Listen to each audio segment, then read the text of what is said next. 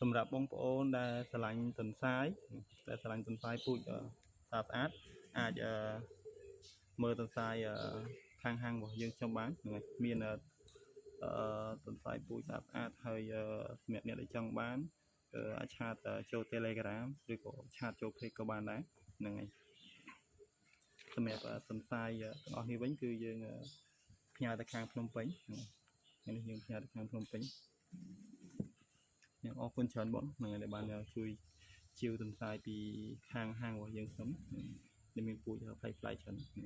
ហើយសម្រាប់អ្នកដែលចង់បានទៀតគឺនៅមានទៀតណាហ្នឹងគឺយើងប្រកាសជាប្រចាំខែហ្មងប្រកាសរងហើយគឺនេះទាំងអស់នេះគឺ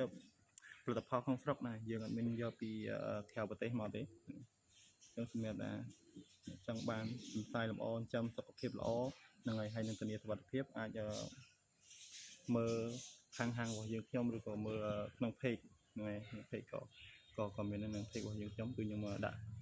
logo នៅខាងលើហ្នឹងហ្មងបាទអរគុណច្រើន